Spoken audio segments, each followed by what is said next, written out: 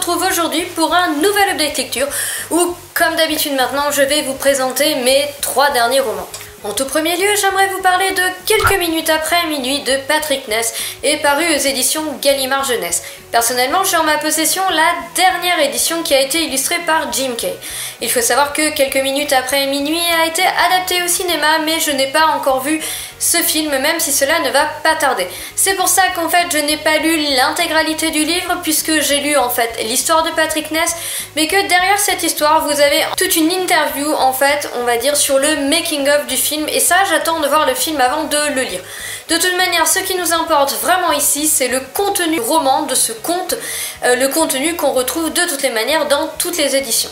Alors ce fut pour moi une très bonne lecture et une très belle découverte. Je ne m'attendais pas du tout à lire quelque chose d'aussi profond et d'aussi bouleversant. Nous rencontrons donc Connor, qui est un jeune garçon de 13 ans et complètement perdu entre une mère qui se bat contre le cancer, une grand-mère avec qui il a du mal à s'entendre et un père qui a refait sa vie aux États-Unis et qui a en fin de compte une nouvelle famille. Pour une raison que je vous laisse découvrir, chaque nuit, Connor va se mettre à faire des cauchemars, puis un jour, un autre cauchemar va arriver, mais ce cauchemar-là sera plutôt éveillé, puisqu'un monstre, qui est en fait l'incarnation de l'immense If qui trône dans le cimetière voisin, va lui apparaître plusieurs nuits, plusieurs fois, pour lui conter des histoires.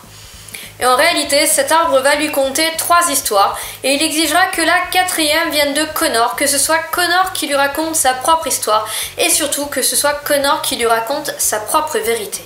Alors ici nous avons une lecture à double niveau, puisqu'on peut le lire évidemment sous forme de conte avec ce monstre représenté par Leaf qui vient raconter des histoires à Connor, des histoires qui vont plus ou moins aider le jeune garçon dans sa vie de tous les jours à comprendre certaines choses et à faire face aussi à un sujet qui n'est pas facile, puisque sa maman se bat contre le cancer, elle se bat contre la mort, et donc Patrick Ness ici aborde un sujet peu facile, mais je trouve qu'il le traite vraiment avec beaucoup de brio. Car en effet, ce conte, on peut le lire d'une deuxième manière, puisqu'on peut voir ce monstre en fait comme une sorte de manifestation de la conscience de Connor. Je ne veux pas trop vous en dire, puisque en fait cela à la fin apparaît totalement dans la révélation finale, mais on peut le lire aussi à ce niveau, puisque en fait, eh bien, simplement le monstre va se faire poser des questions à Connor, ni plus ni moins. Il s'agit donc d'ici d'un conte pour adultes, peut-être aussi pour plus jeunes, mais sincèrement j'ai trouvé que la fin a été fort bouleversante et très difficile à vivre pour les plus jeunes, donc je dirais que âme sensible s'abstenir. Patrick Ness nous crée ici des personnages particulièrement attachants, notamment le personnage de Connor, qui est un jeune garçon de 13 ans particulièrement bien représenté. Alors certes, avec un père absent et une mère qui se bat contre le cancer, on va dire que l'auteur a ici en fait toutes les clés pour nous créer un personnage qui soit attachant, mais ceci étant, il faut quand même l'avouer, ça fonctionne, ça marche, Connor l'est. Le personnage est totalement réussi. Le deuxième personnage que j'ai beaucoup aimé dans ce roman, même si cela peut paraître étonnant, c'est simplement le monstre, cette manifestation de cet If géant qui en fait dépasse largement la maison de Connor et qui, quand il sentira que Connor en a besoin, ira parler au jeune garçon, ira lui conter sa façon de voir les choses, même si cela est peut-être un peu particulier. J'aime aussi la dualité qu'il y a entre le personnage de Connor et sa grand-mère, qui est une grand-mère moderne, mais avec qui Connor a quand même beaucoup de mal à s'entendre. Alors au fur et à mesure du livre, la grand-mère va un peu casser sa carapace, on va voir un petit peu derrière son personnage, on va se rendre compte qu'elle est un peu plus profonde que les apparences, que ce qu'on peut voir au premier abord, et du coup j'ai trouvé que c'était un personnage, ma foi, fort intéressant. Alors je ne vous cacherai pas, personnellement je ne suis pas sensible au genre de lecture qui font pleurer, mais j'ai refermé ce livre non seulement les larmes aux yeux, mais surtout avec les larmes qui coulaient tout de même assez abondamment, puisque je ne m'attendais pas du tout à cette fin et l'inéluctabilité des événements est assez difficile à appréhender. Alors c'est un conte sincèrement que je conseille de lire parce qu'il est vraiment beau, il est prenant, tout en sachant que eh bien, la fin est particulièrement bouleversante et qu'il faut savoir en fait la supporter entre guillemets, puisque tout n'est pas rose dans cette fin, tout n'est pas noir mais tout n'est pas rose non plus, Mais malgré tout, je ne peux que conseiller cette lecture qui, sincèrement, est vraiment intéressante et écrite avec une plume magnifique, puisque Patrick Ness a une plume magnifique. Pour parler 2 minutes de la présente édition, il faut savoir donc qu'elle a été, comme je le disais au début, illustrée par Jim Kay. Que Jim Kay nous donne des illustrations en noir et blanc qui collent merveilleusement bien avec l'atmosphère du roman. Sincèrement, j'adore cette édition. Alors certes, elle coûte un peu plus cher, mais pour moi, elle vaut vraiment le coup. Alors j'ai hâte de pouvoir regarder le film afin de lire toute l'interview qu'il y a et tout le making of de ce film, mais je pense que si il est aussi intéressant que le reste du conte, ce sera franchement au final un livre très sympathique à découvrir. Le deuxième livre dont je vais vous parler maintenant, il s'agit en fait du tome 3 d'Onyria, écrit par BF Paris et paru aux éditions Hachette. Alors ici on change totalement d'atmosphère et d'ambiance puisque nous sommes dans un conte, dans une histoire fantastique mais beaucoup plus dédiée à la jeunesse. C'est plus frais, c'est plus drôle, c'est moins bouleversant que quelques minutes après minuit, mais ça m'a embarqué aussi loin. Onyria, il faut le dire, c'est une saga jeunesse, mais c'est une saga d'une richesse comme on en rencontre très peu, et depuis le début, c'est un coup de cœur tout simplement. Pourtant, j'ai souvent du mal avec les sagas jeunesse, j'ai toujours peur en fait d'être déçue par les personnages, d'être déçue par les codes que l'on rencontre quand même fréquemment en jeunesse. Mais honnêtement, BF Paris ici nous a créé un univers de folie, un univers dans lequel on se plonge et dans lequel on n'a plus du tout envie de sortir. Quand je lis cette saga, je n'ai envie que d'une chose, c'est de pouvoir retourner en enfance et de pouvoir croire que tout ceci est vrai, de pouvoir m'endormir avec toutes ces idées, tous ces songes dans la tête, en espérant que peut-être le marchand de sable viendra jeter quelques poussières d'Onyria dans mes yeux. Alors comme il s'agit d'un tome 3, je ne vais pas vraiment pouvoir développer cette chronique pour ne pas vous spoiler. Simplement, il faut savoir que dans cette histoire, vous allez rencontrer Elliot, qui est un jeune garçon de 12 ou 13 ans, je crois, et dont le père est malade, il est dans le coma.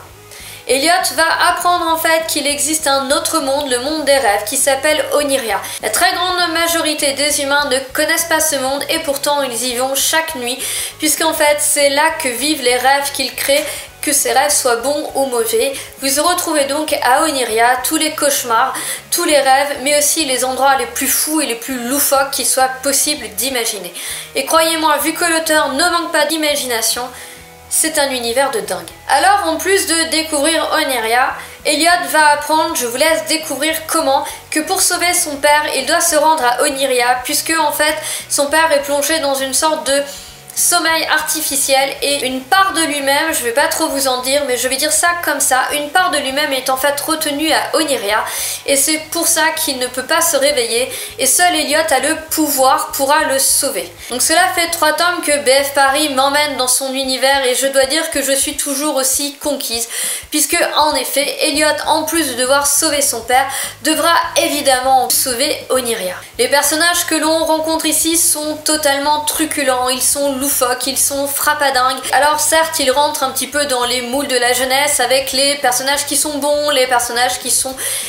Mais encore que l'auteur arrive tout de même à casser ses codes puisque vous allez rencontrer des cauchemars qui seront tout à fait gentils et des rêves qui le seront beaucoup moins. En tout cas, je suis complètement fan de Farjo, ce petit singe qui parle et qui est capable de se métamorphoser, de Katia, cette aventurière qui est capable de tout faire puisqu'elle a été créée en ayant toutes ses capacités, mais même si elle est capable de réussir toutes les aventures possibles et inimaginables, eh bien en fait Katia ne rêve que d'une chose, d'apprendre à peindre. Malheureusement, la personne qui l'a rêvé et qui l'a donc créé, eh bien ne l'a pas créé avec ses qualifications et donc Katia est condamnée à ne jamais savoir peindre et c'est un élément récurrent que l'on retrouve dans le livre et en fait c'est plein de ces petits détails comme ça que vous rencontrez au fur et à mesure qui amènent encore un peu plus de richesse au fur et à mesure et honnêtement c'est juste splendide, c'est juste magnifique. Vous avez plein de personnages, ils sont tous différents les uns que les autres. Bref, vous l'aurez compris, Onyria, j'en suis au 3e tome, il ne me reste plus qu'un tome à lire et c'est vraiment une série que j'adore, une série qui vous fait voyager, une série qui vous fait rêver, une série qui fait du bien, c'est feel good, on ne s'ennuie jamais et sincèrement si vous n'avez pas peur d'entrer dans un monde comme ça totalement onirique avec une plume fluide, un peu jeunesse mais tout de même riche, c'est-à-dire que même si vous n'êtes pas un grand amateur de la jeunesse, je vous le conseille quand même, alors plongez-vous dans Onyria, vous ne pourrez être que ravi de cette lecture. Enfin, je vais finir en beauté puisque la troisième lecture que j'ai à vous présenter a elle aussi été très bonne, puisque j'ai fini les Chroniques lunaires de Marissa Meyer en lisant le 4e tome qui s'appelle donc Winter. Alors Winter est un sacré pavé puisqu'il ne fait pas moins de 1000 pages et c'est donc pour ça que j'ai peut-être mis un peu de temps à le sortir de ma palle, puisque lorsque vous voyez les 1000 pages devant vous et que vous en avez déjà lu 300 et que vous avez l'impression de rien avoir lu, cela a peut-être tendance à freiner. Pour autant, malgré ces 1000 pages, je dois le dire, Winter se lit tout de même relativement vite. En fait, il se lit même très vite grâce à la plume fantastique et hyper fluide de Marissa Meyer, mais aussi grâce au talent qu'elle a de toujours nous créer de l'action, de nouveaux événements. On ne s'ennuie jamais. Je craignais qu'avec ces 1000 pages, on ait quelques longueurs, et puisqu'il s'agissait ici du dernier tome, j'avais peur que l'auteur s'arrête un peu trop sur des détails, nous présente un peu trop de romances, de relations entre les personnages, bref, s'éternise un peu trop dans son histoire. Et bien en fait, je dois l'avouer, ce n'est absolument pas le cas. Il y a 1000 pages et ces 1000 pages d'action, ces 1000 pages d'événements, ces 1000 pages qui ne se ressemblent pas et ces 1000 pages qui ne ressemblent pas aux 3 précédents tomes. Je ne sais pas comment Marissa Meyer a fait pour nous sortir un roman, que dis-je, d'une saga de telle qualité. Mais en tout cas, j'ai trouvé ça totalement fantastique. J'ai dévoré ce 4e tome, je l'ai adoré, je ne me suis pas ennuyée un quart de seconde et le dénouement est juste extraordinaire. Rien n'est trop facile, rien ne va trop vite, mais rien ne prend trop de temps non plus. Tout a juste le bon rythme, c'est juste parfait. Vous passez assez de temps avec vos personnages, vous passez assez de temps avec le dénouement, vous passez assez de temps avec eux pour savoir ce qu'ils vont devenir en fait à la fin, sans que cela prenne des pages et des pages et des pages dans un épilogue totalement interminable, ou que cela soit traité en juste un paragraphe, au revoir et merci, imaginez la suite. Marissa Meyer a vraiment su créer une fin divine pour cette saga qui l'est tout autant. Alors encore une fois, ici je ne vais pas vous parler de l'intrigue, je ne vais pas vous parler de tout ce qui se passe puisque c'est le 4e tome et comme vous l'imaginez au nombre de pages, il s'en passe des événements. Il faudrait des heures pour raconter cette histoire tellement celle-ci est riche, tellement elle est riche en événements, en émotions, en retournements de situation. Donc je ne vais vraiment pas vous en parler, la seule chose que je peux vous dire c'est qu'elle est totalement captivante, que moi personnellement j'ai adoré, que je fais partie de ces personnes qui ont été totalement captivées par ce récit et je ne peux que vous inviter à lire les Chroniques lunaires. Pour ceux qui ont peut-être un peu peur de se jeter dedans en se disant qu'il s'agit de science-fiction et qu'ils n'aiment pas ça, n'ayez crainte, on ne ressent pas du tout ce côté science-fiction. En fait, ce n'est pas du space opéra, ce n'est pas de la hard SF. Moi personnellement, je n'aime pas la pure science-fiction. Par exemple, cela peut paraître étrange, mais je ne suis pas du tout fan de Star Wars. J'aime pas tout ce qui se passe dans les vaisseaux, etc. Mais ici, en réalité, eh bien l'histoire va se passer surtout entre la Lune et la Terre. Alors certes, des fois vous êtes un peu dans un vaisseau, mais je dirais que c'est juste un arrière-plan et ça ne rentre pas vraiment en ligne de compte. Vous êtes plus dans une histoire avec des pouvoirs, les pouvoirs des lunaires, avec des personnages qui sont totalement magiques, avec des complots, avec cette reine Levana qui veut envahir la Terre. Bref, même si vous n'aimez pas la science-fiction, vous pouvez vraiment vous lancer dedans. Vous ne ressentirez vraiment pas ce côté espace, ce côté vaisseau, il n'y a aucun problème. Je vous dis, pour moi c'est un coup de cœur alors que je n'aime pas du tout la science-fiction.